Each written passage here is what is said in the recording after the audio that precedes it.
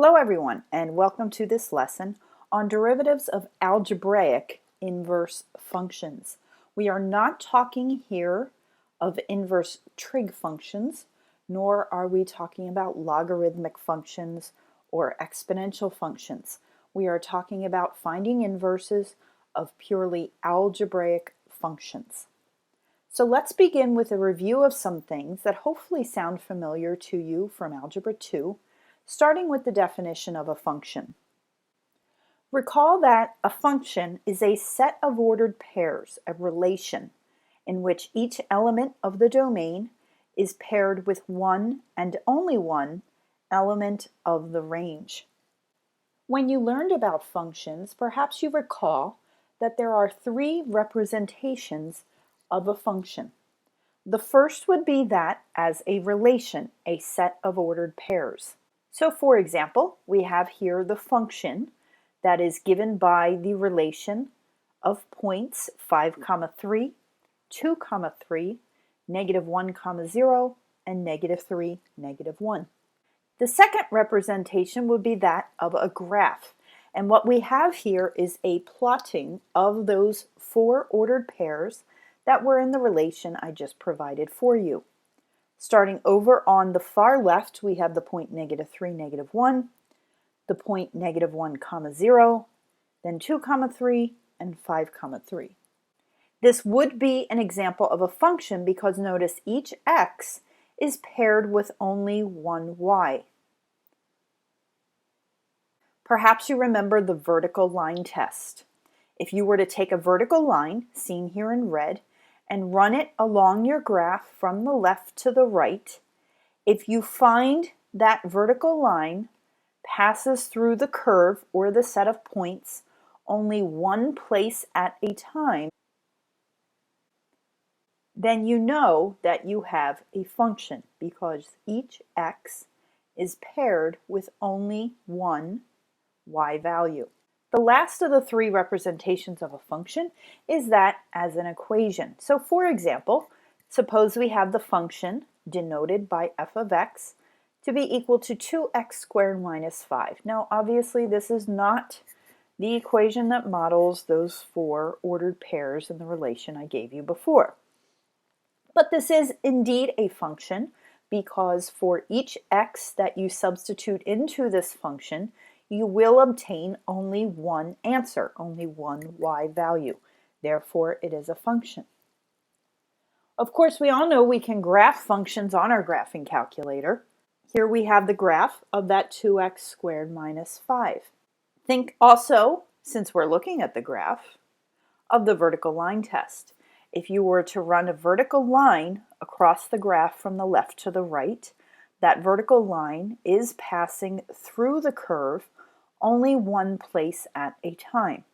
Therefore, a nice visual for the fact that we do indeed have a function. You would have also learned how to find the inverse of a function from each of these three representations. So let's begin with the representation as a relation. Here we have the same relation that I provided you with before. If we want to find the inverse of this, we simply flip-flop the x and the y values. You will also hopefully remember the notation for the inverse of a function, which is f -1 of x. Therefore, we obtain the inverse here, 3, 5, 3, 2, 0, -1, -1, -3. Now, the big question is whether or not the inverse you find is itself a function or not.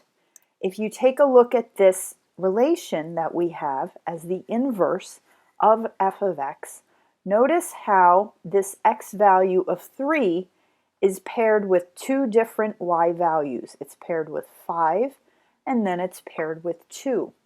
Therefore, this relationship, that is the inverse of f of x, is not a function itself. Let's look at finding an inverse graphically. What we have here is the plotting of those ordered pairs we obtained by finding the inverse of that relation we just looked at. So going from the left to the right, that point that was originally -3, -1, when you invert or flip-flop the x and y values, you now have the point -1, -3. The point that was originally at 1, 0, when you flip-flop the x and y values, is now at 0, -1.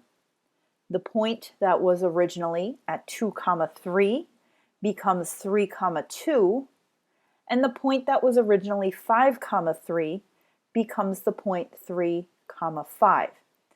Once again, you have a great visual, if you think of the vertical line test, of the fact that this does not represent a function. It fails the vertical line test because you would have the vertical line passing at x equals 3 through 2 different points. So once again, we have a great visual of the fact that this is not a function. Finally, perhaps the most common type of problem you encountered in finding inverses before is when you are working with an equation. So here we once again have our function 2x minus 5. We utilize the same basic idea of flip-flopping the x's and the y's. Now remember, f of x is really y, and we're going to start by literally exchanging or flip-flopping the x for the y and vice versa. So when we do that, we have x equals 2y squared minus 5. We want to now solve for y. So we have to add over the 5, divide by 2. That isolates the y squared. So when we solve for y, obviously we're going to have to take the square root. And we do need to remember that it's both the positive and negative square root.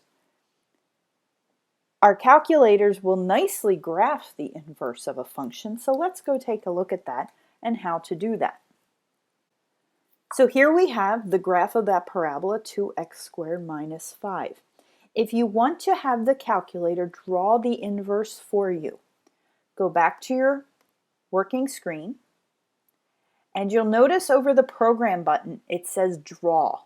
So we're going to do second program to bring up our draw menu. And you will notice that number 8 is draw inverse. So simply hit 8. We need to tell the calculator we want it to draw the inverse of that equation we have under y1. So we need to bring up y1. Simply hit your vars button, go across the top to yvars, into function, the first option, and voila, there is your y1. So simply hit enter once again. So now you'll see it says draw the inverse of that which we have under y1. Hit enter again, and you'll notice the view pops to your graph, and it draws that sideways parabola that is the inverse of the original f of x function. This also confirms how when we were writing the equation of the inverse algebraically and we took the square root, remember, of both sides, we said it had to be the positive and negative square root. Well, this makes sense now because for any of these x values, except for -5, there are two y values, both the positive and the negative of the square root. It also confirms once again, if you think of the vertical line test, that this sideways parabola is obviously not a function because except for that point at the vertex over at x equals -5, the vertical line you would have would cut through the sideways parabola in 2 places every place you were to move it. So when we rearrange this equation, this which we ended up with is our equation for the inverse. So as we've been working through these and recalling how in order to find an inverse, we flip-flop the x and the y, that brings to mind one of the major characteristics of a function and its inverse. the fact that the domain of f of x becomes the range of the inverse f negative 1 of x, and the range of the original function f of x becomes the domain of f negative 1 of x. And remember, of course, the domain is our set of x's. The range is the set of y's. So this simply is confirming how we know the process works to find the inverse of flip-flopping the x and the y. As we have seen, though, the big question becomes if the inverse we find is a function itself. It does not necessarily have to be. The only types of functions that are going to have inverses that are also functions are what we call one-to-one functions. I don't know if you've heard those before. A one-to-one function is a function whereby each x is paired with only one y, which we know it has to be by definition of a function. But at the same time, each y comes from only one x. It's a one-to-one relationship between the x's and the y's, hence the name one-to-one function. So how do you know if a function is one-to-one? You can simply look at the values of the original function and see if each x has only one y, as is required by definition of a function, but also that each y comes from only one x. Now, another way to do this, since you are in calculus now, you can use the derivative to help you determine if the original function f of x is a one-to-one function. You would find f prime of x, the first derivative. You would graph that first derivative, and if it is the case that the entire derivative graph is greater than 0, meaning it lies above the x-axis for all values of x, or if that first derivative graph is less than 0, meaning it lies below the x-axis for all values of x, then you know the original f of x function is a one-to-one function. And therefore, you know that when you find the inverse, that inverse is guaranteed to also be a function itself. There are two theorems related to functions and their inverses. The first is that if we know the original function f of x is continuous on its domain, then the inverse of f of x will also be continuous on its domain. And remember, the domain of the inverse of f of x would have been the range of the original function.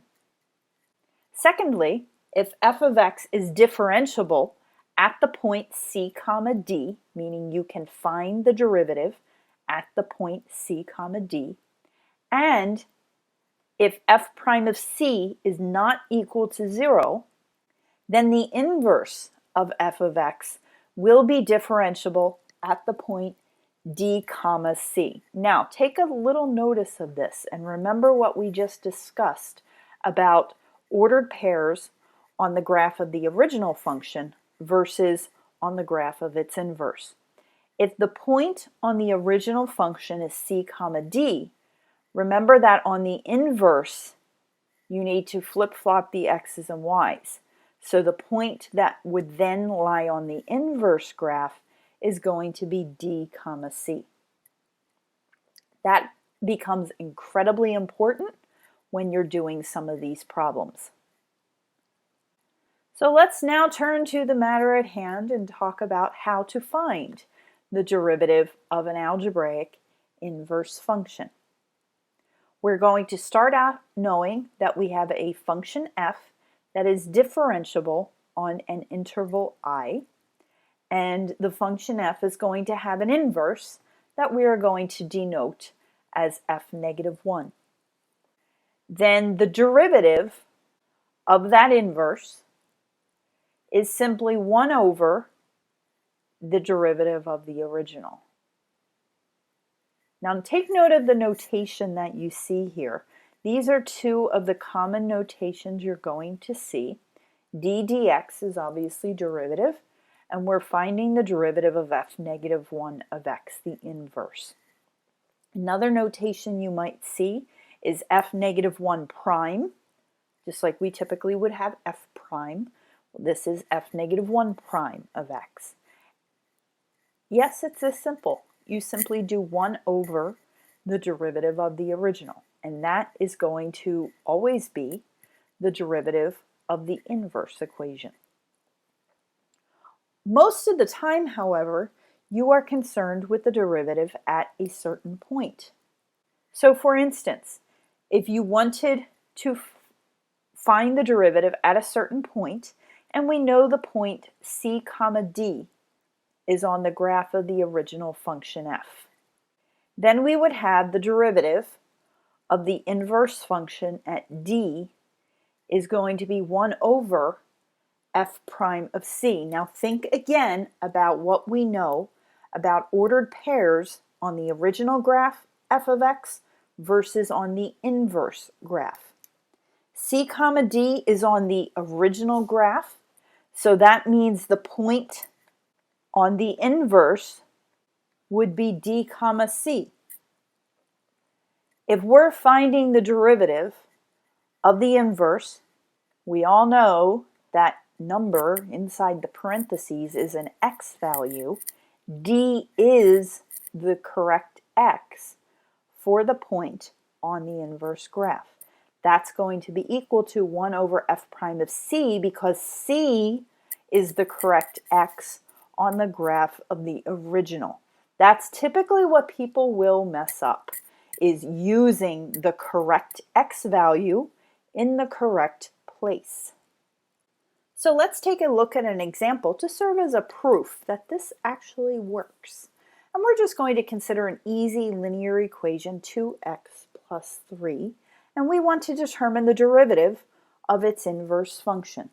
So we want to find the derivative of the inverse, and this simply we're not looking at this point for a certain location on the graph, we're just looking for the derivative in general.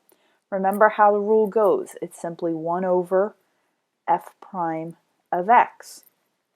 So we'd have 1 over the derivative of 2x plus 3 is simply 2. So this is saying that the derivative of the inverse is a half. So to prove it to you, in case you're not convinced, let's do it the old-fashioned way. Let's actually find the equation of this inverse of the given f of x, and then we're actually going to take the derivative of it. So if we want to find the inverse of this equation, we're going to have to flip-flop the x and the y. We're going to have to solve for y, so we'd have x minus 3 over 2 equal to y. That is our inverse. Now, to make this easy, let's perhaps rewrite it.